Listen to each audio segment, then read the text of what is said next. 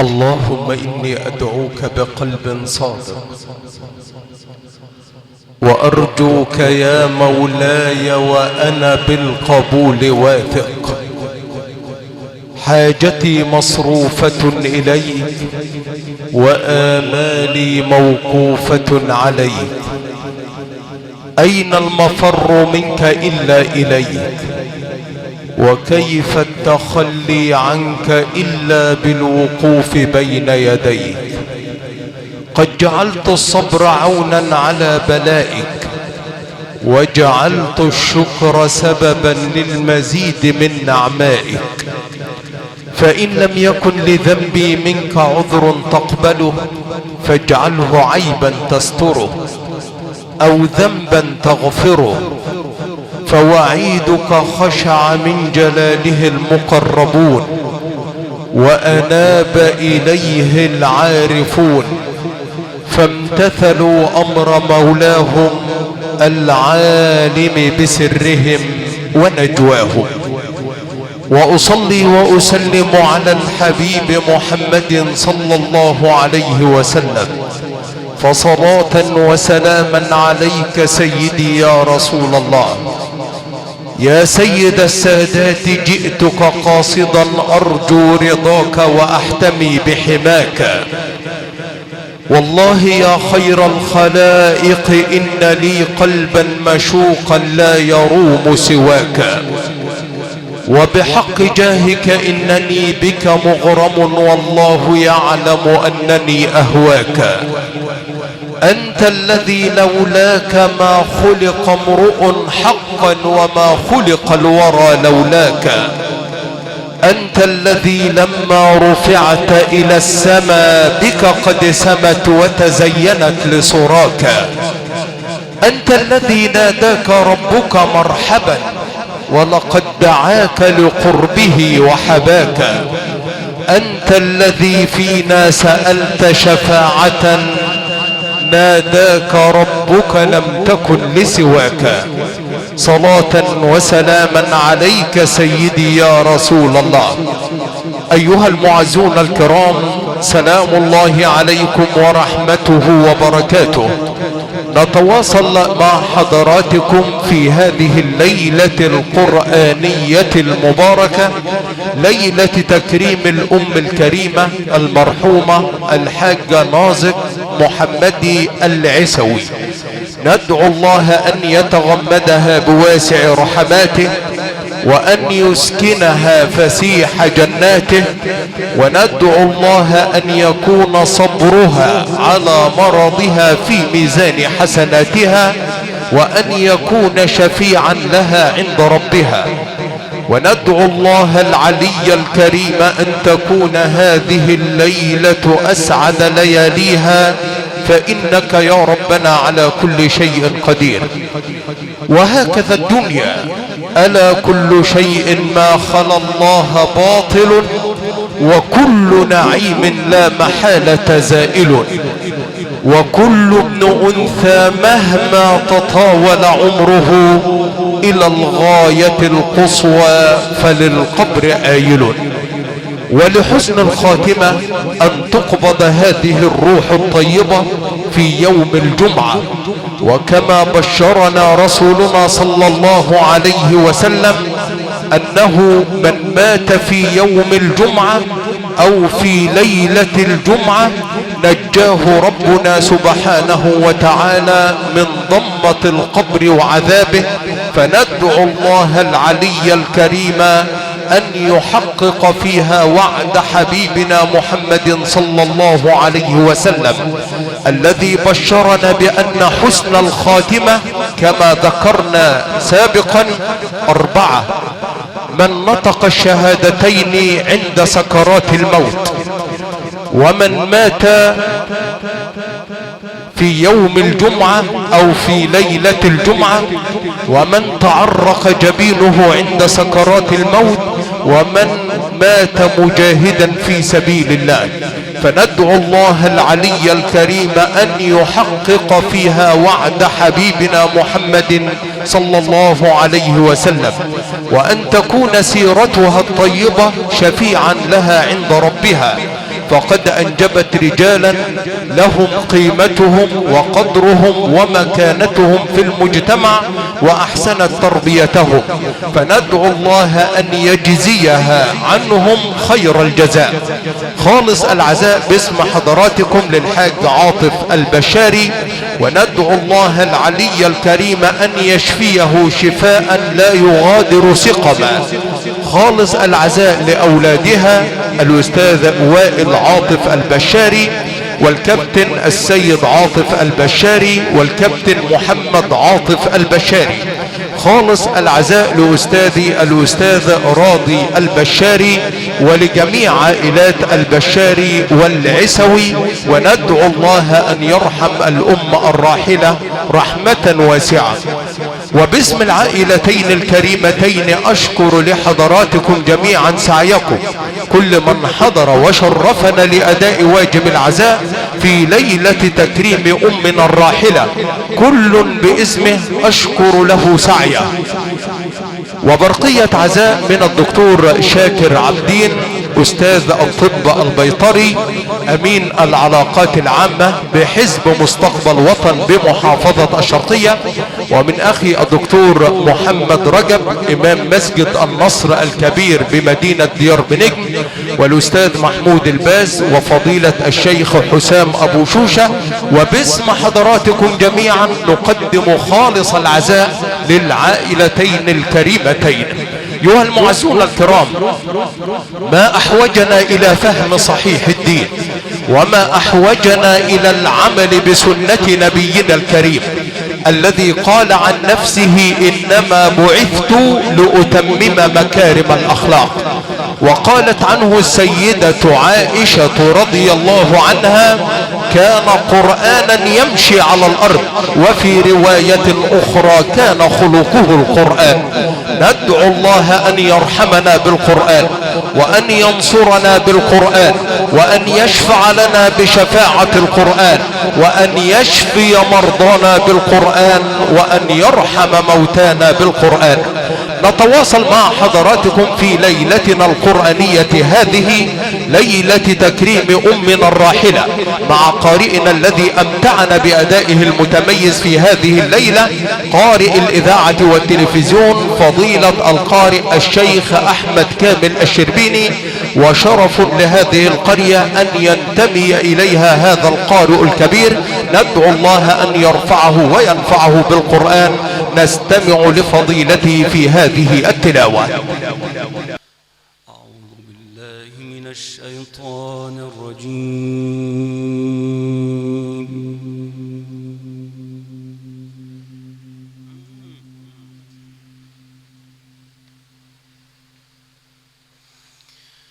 بسم الله الرحمن الرحيم.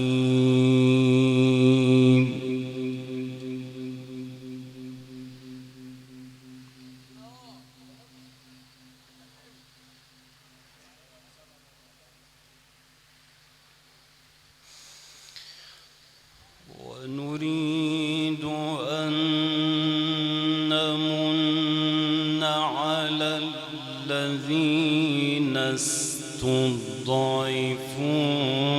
في الأرض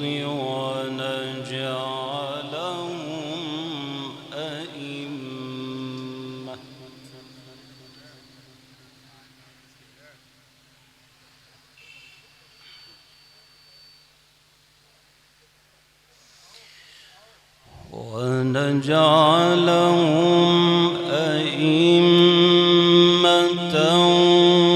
ونجعلهم الوارثين.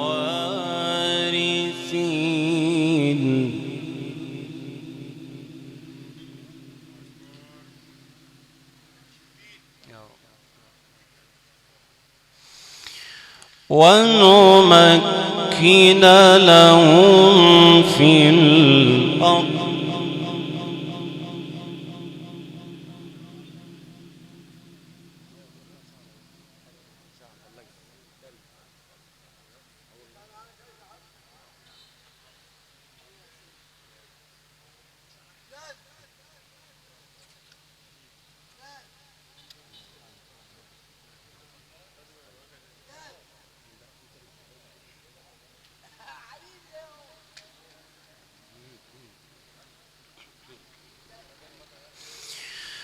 ونمكن لهم في الأرض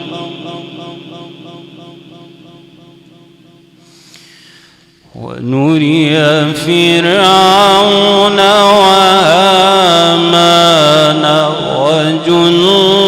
وجنودهما منهم ما كانوا يحذرون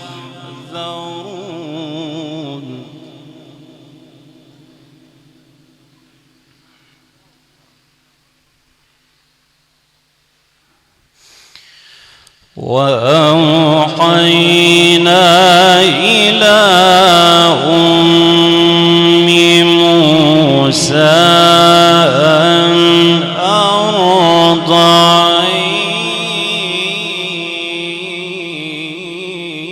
أرضعيه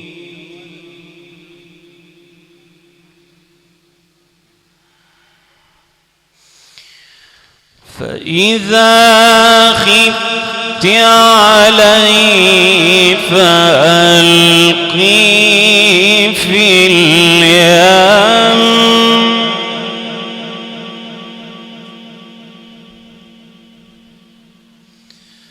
ولا تخافي ولا تحزني إنا رادوه إليك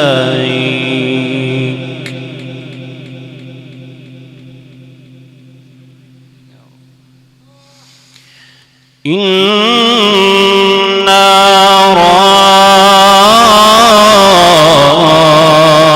رادوه إليك وجاعلوه من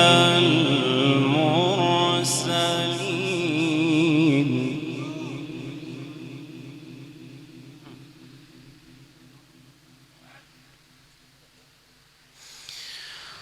فالتقطه آل فرعون ليكون لهم عدوا وحزنا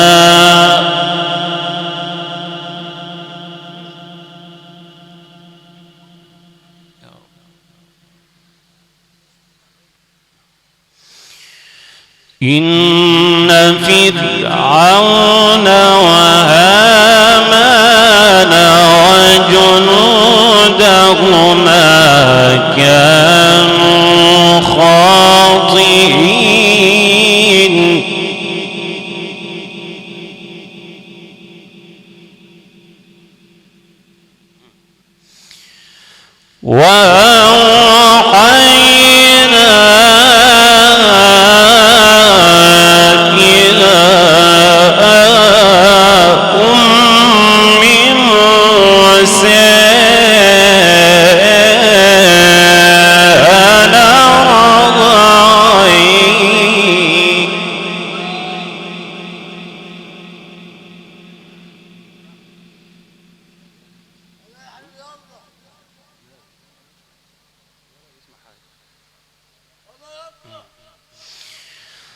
فإذا خفت عليه فألقيه في اليم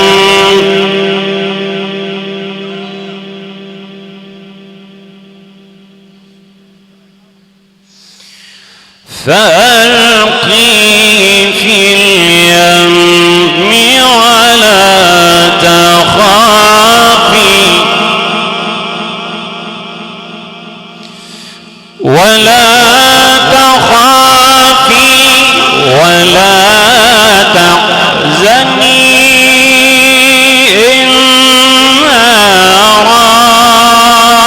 رادوه إليك وجاعلوه من المرسلين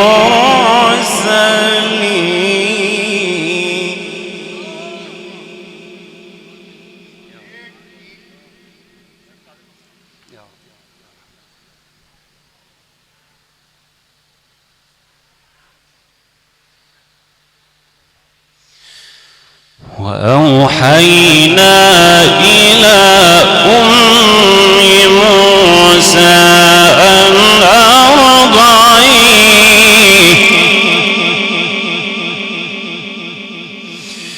فإذا خفت عليه فألقيه في اليم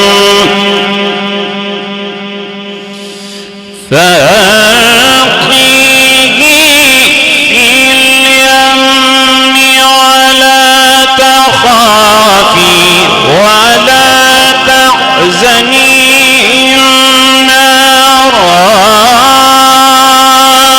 رادوه إليك وجاعلوه من المرسلين.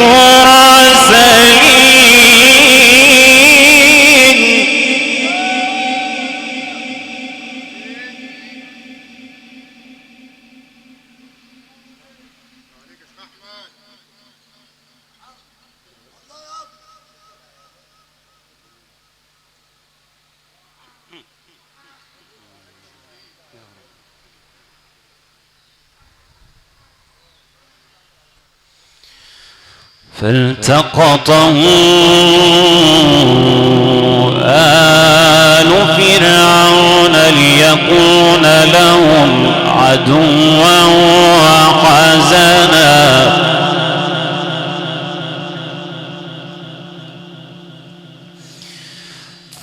فالتقطه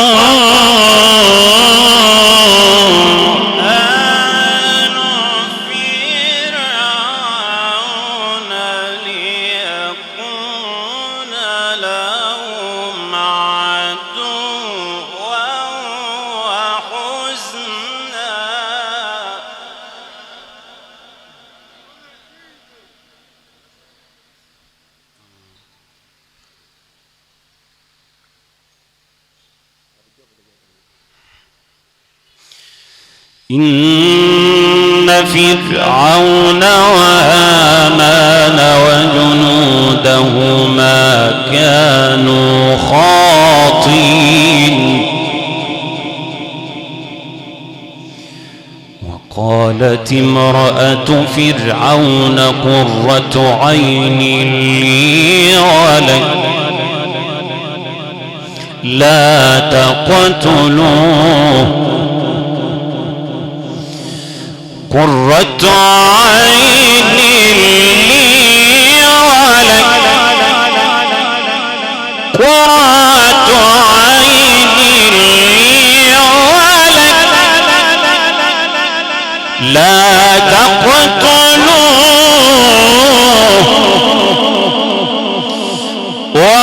وقالت امرأة فرعون قرة عين لي ولك لا تقتلوه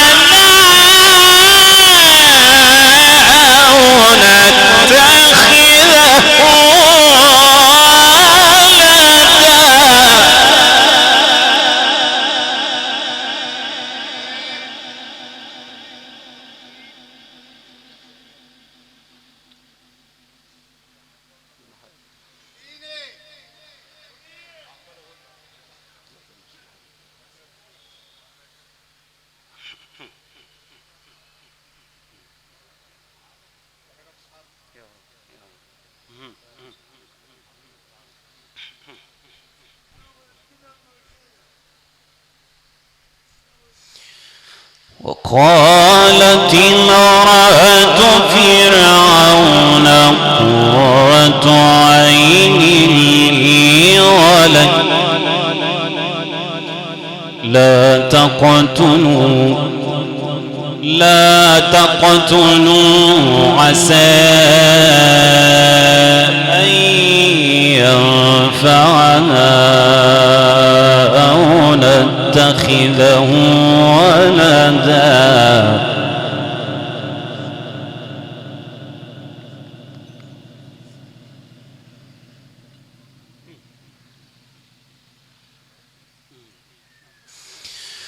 قرة عين لي ولك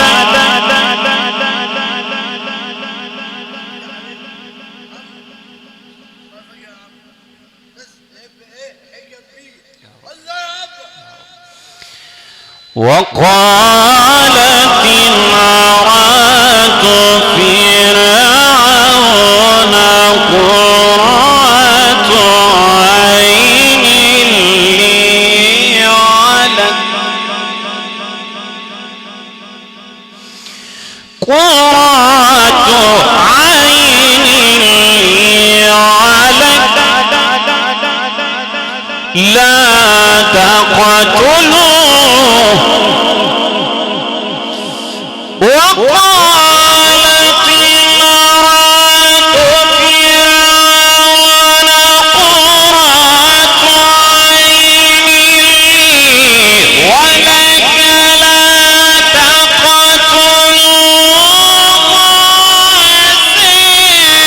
لي ولك لا تقتلوه عسى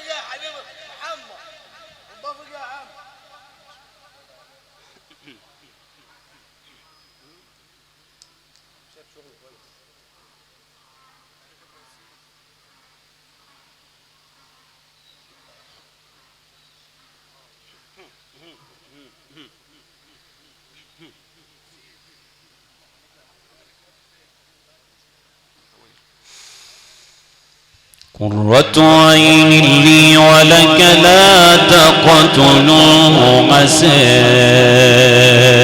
أن ينفعنا أو نتخذه ولدا وهم لا يشعرون وأصبح فؤاد أم موسى فارغا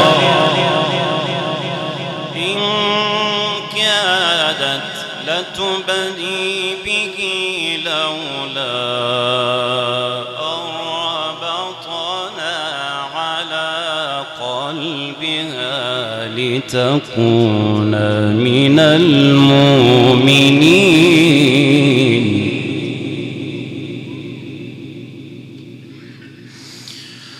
وقالت لأختي قصي فبصرت به عن جنب وهم لا يشعرون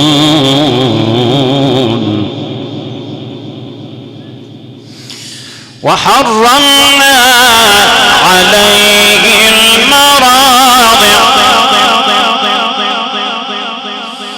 وقالت لأخته قصيه فبصرت به عن جنب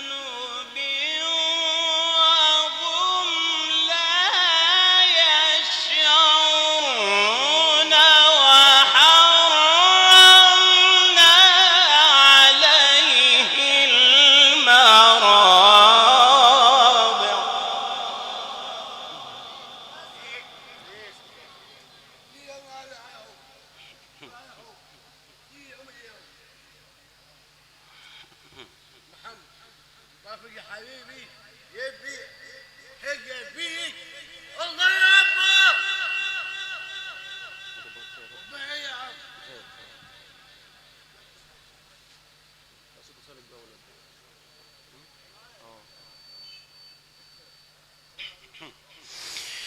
وحرمنا عليه المراضع من قبل قالت هل أدلكم على أهل بيتي يكفلونه لكم وهم له ناصحون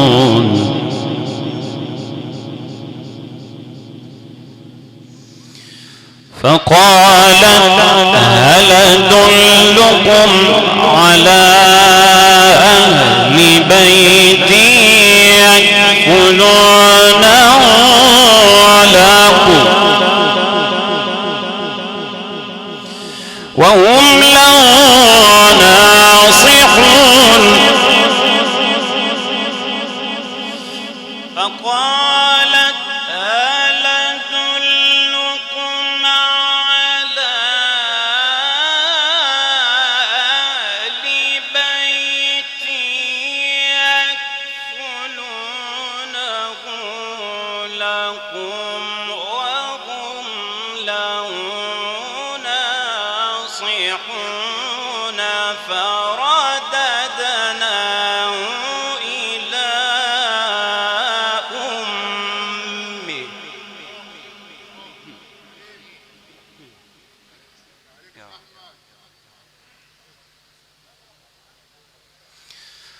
فرددناه إلى أمه كي تقر عينها ولا تحزن ولتعلم أن وعد الله حق ولكن أكثرهم لا يعلمون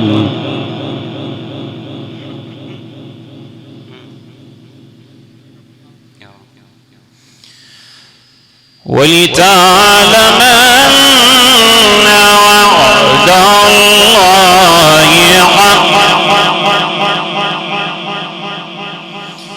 ولتعلم أن وعد الله حق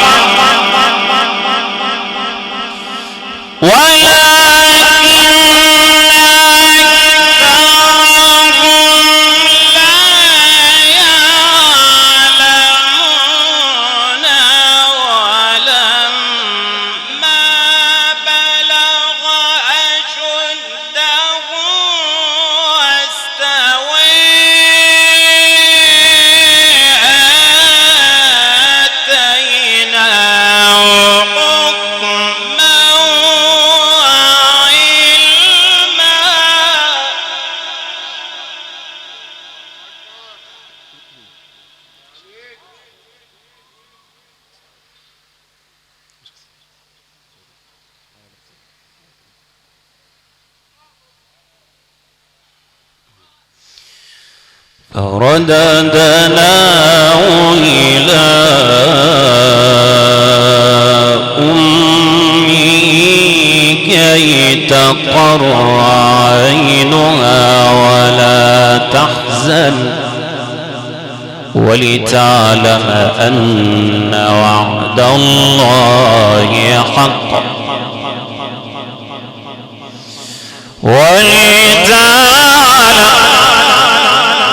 ولتعلم أن وعد الله حق ولكن أكثرهم لا يعلمون ولما بلغ أشده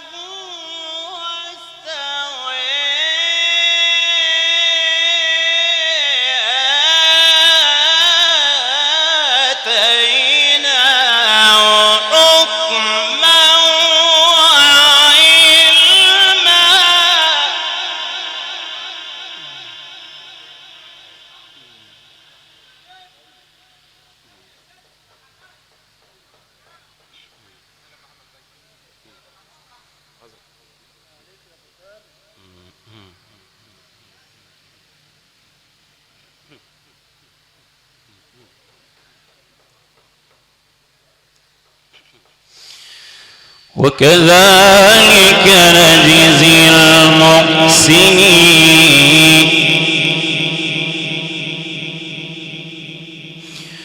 ودخل المدينة على حين غفلة من أهلها فوجد فيها رجلين يقتتلان، هذا من شيعته وهذا من عدوه، فاستغاثه الذي من شيعته على الذي من عدوه فوكزه موسى فقضى عليه. قال هذا من عمل الشيطان إنه عدو مضل مبين.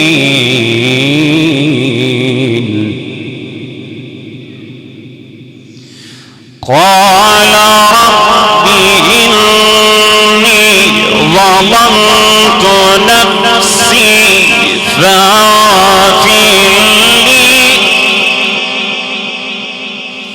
فغفر له.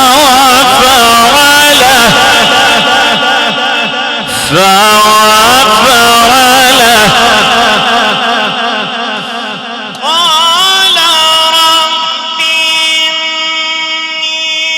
ظلمت نفسي فاغفر لي فغفر له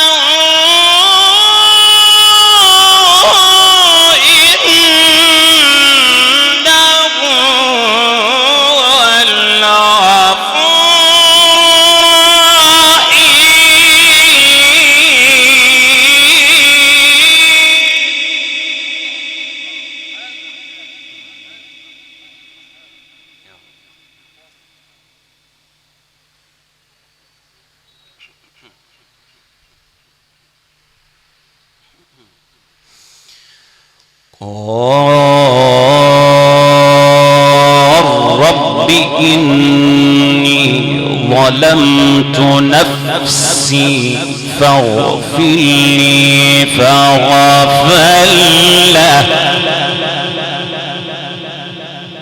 إنه هو الغفور الرحيم.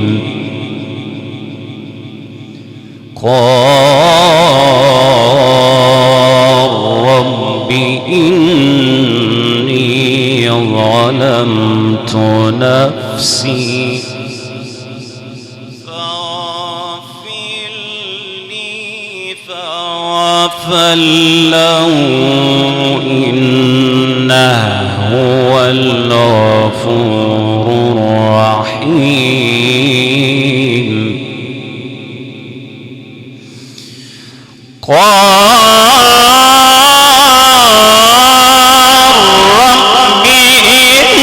إني ظلمت نفسي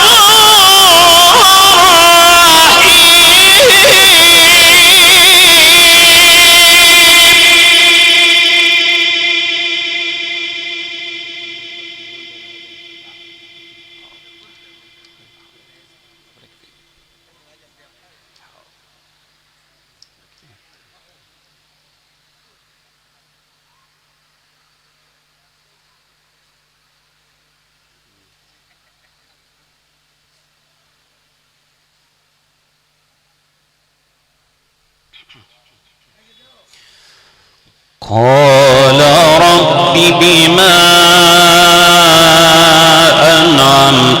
علي فلنكون ظهيرا للمجرمين. فأصبح في المدينة خائفا يترقب فإذا الذي استنصره بلمس يستصرخه قال له موسى إنك لغوي مبين. فلما أن أراد أن يبطش بالذي هو عدو لهما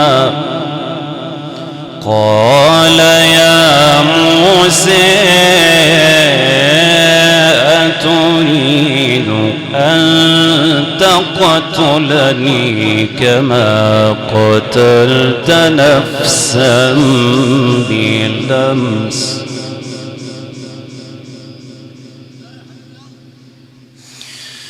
فلما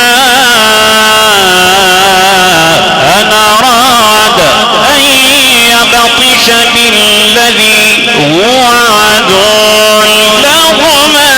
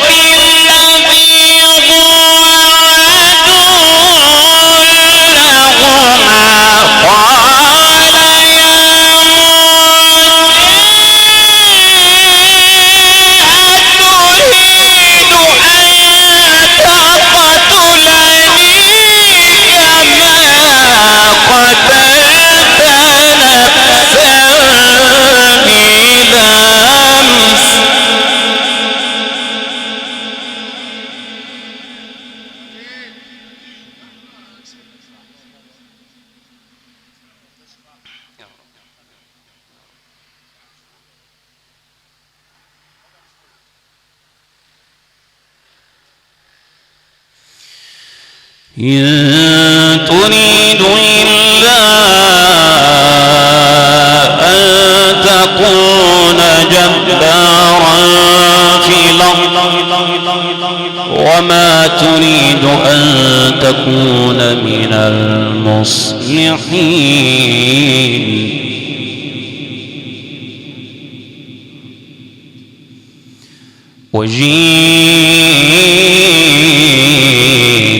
رجل من أقصى المدينة يسعى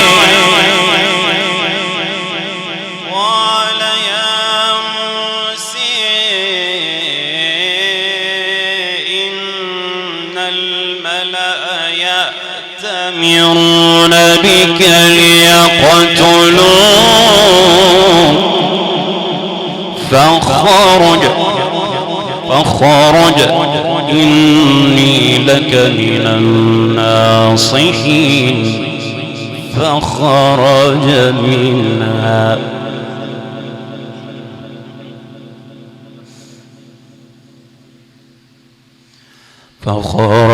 منها خائفا يترقب قال رب نجني من القوم الظالمين.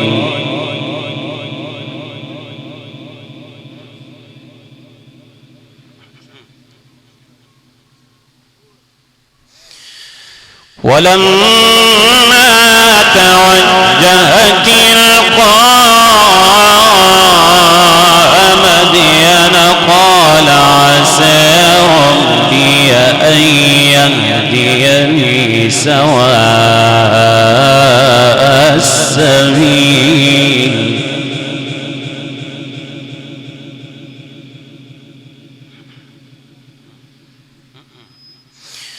ولما ورد ماء مدين وجد عليه أمة من الناس يسكون ووجد من دونهم امرأتين تذودان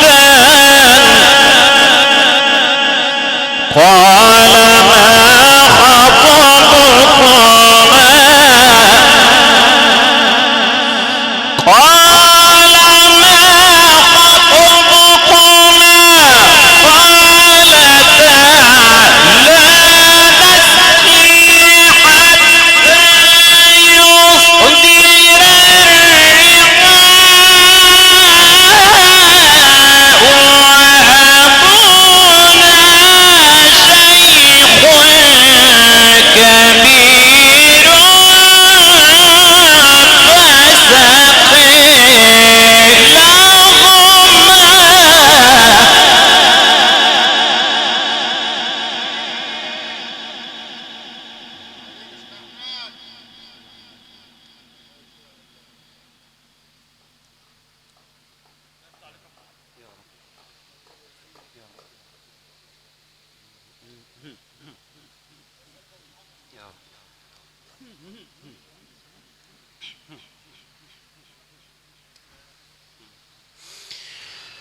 فسقي لهما ثم تولى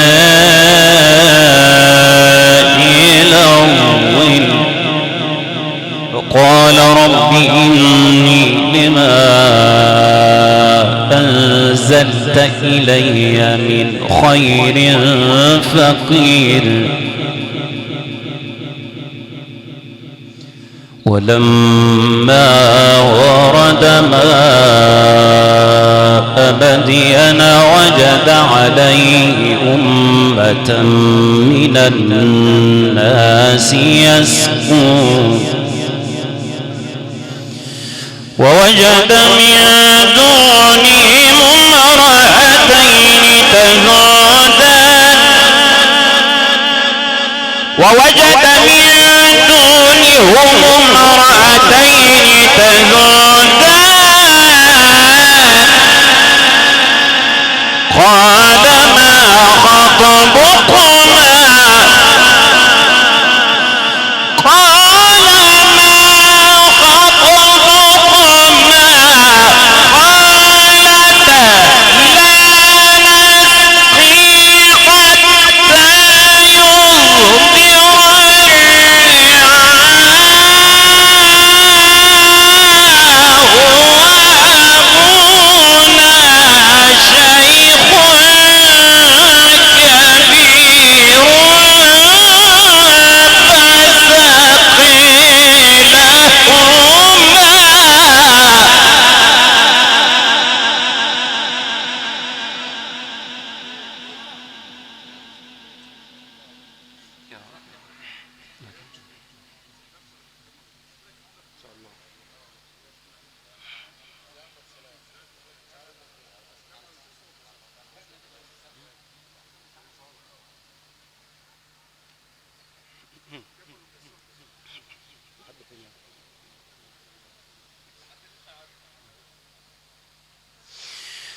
فسقي لهما ثم تولي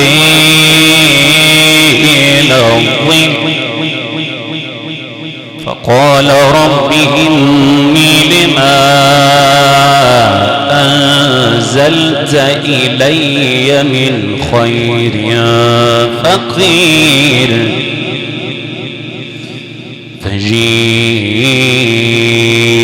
فجيءته إحديهما تمشي على استحياء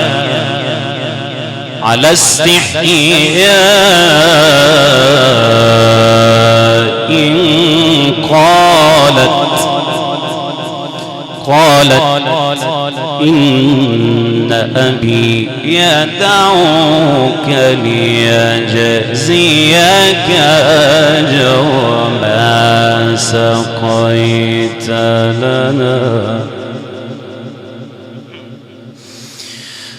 فجيءته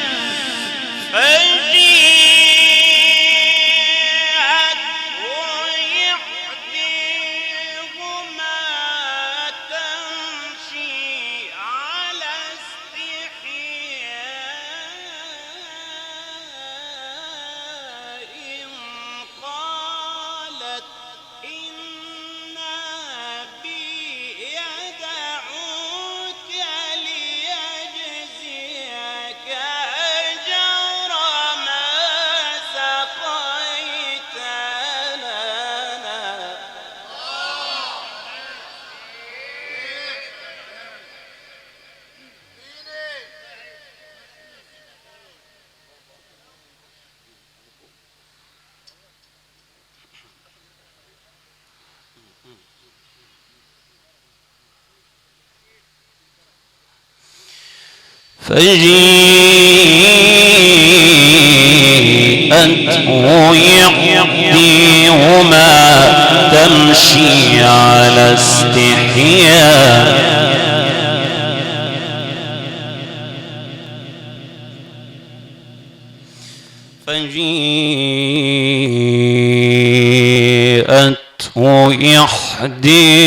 إحداهما تمشي على استحياء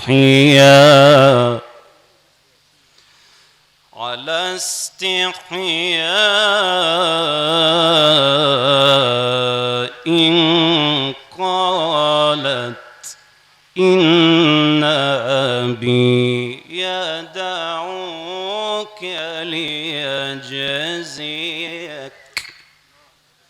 يدعوك ليجزيك أجر ما سقيت لنا فجيءته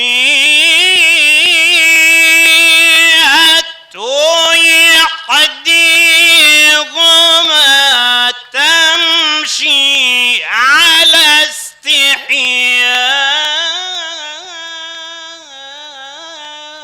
إن قالت إن أبي يدعوك ليجزيك أجر ما سقيت لنا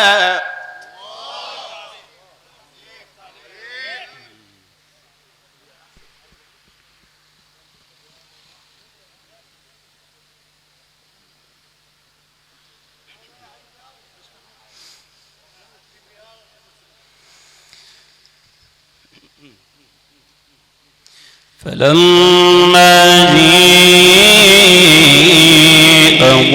وقص عليه القصص قال لا تخف نجوت من القوم الظالمين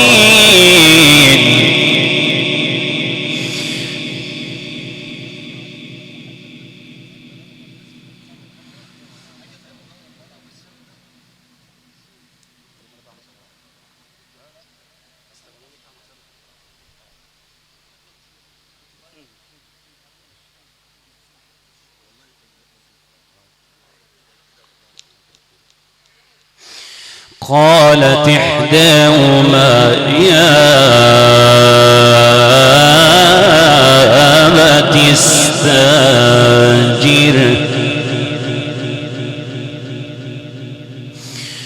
قالت إحداهما يا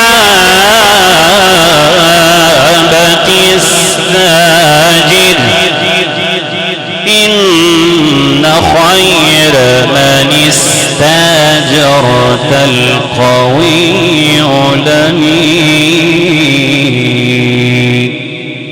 صدق الله العظيم.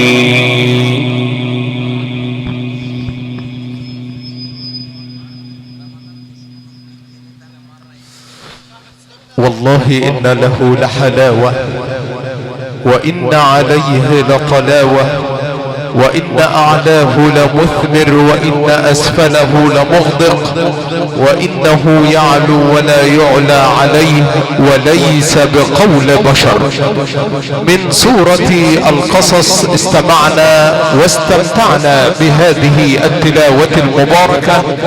تلاها علينا قارئ الإذاعة والتلفزيون فضيلة القارئ الشيخ أحمد كامل الشربيني، وكانت هذه التلاوة مواصلة لهذه الليلة القرآنية المباركة والتي نكرم فيها أمنا الراحلة المرحومة الحاجة نازق محمدي العسوي.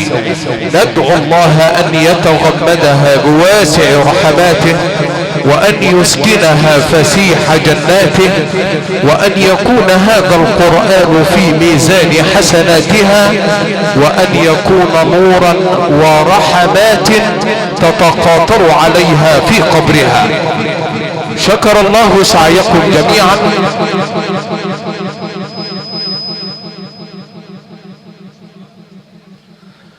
وندعو الله العلي الكريم ان يرحم الامة الراحلة رحمة واسعة. باسم حضراتكم ايها المعزون الكرام نتقدم بخالص العزاء للحاج عاطف البشاري، وندعو الله ان يشفيه شفاء لا يغادر سقما. خالص العزاء لاخوتي استاذ وائل عاطف البشاري، الكابتن السيد عاطف البشاري، الكابتن محمد عاطف البشاري. خالص العزاء لاستاذي الاستاذ رابي البشاري، والكابتن السيد محمدي العسوي، والحاج حمدي البشاري، والحاج جمال البشاري، ودكتور عسوي عبد الغني. خالص العزاء للعائلة الكريمة فردا فردا. خالص العزاء باسم الحاج السيد ابو سبع واخي الاستاذ حازم ابو سبع. وشكر الله سعيكم جميعا كل من حضر وشرفنا لاداء واجب العزاء. صاحبنا خلال هذه التلاوة الهندسة الاذاعية الحاج عيد فياض البقري، بهنية ديار بنجم، الانارة ابراهيم السيد عبد النبي وعمر عبد النبي ورضا السيد، فراشة اولاد العم السيد الديزل وشفيق الصغير، الخدمة الفندقية ابو الخير، ادارة المتر محمد ابو الخير. تشاهدون هذه الليلة على قناة المهندس عربي الصرفي وابو سما لتصوير الحفلات الدينية. شكر الله سعيكم جميعا، ان هذا كان لكم جزاء وكان سعيكم مشكورا.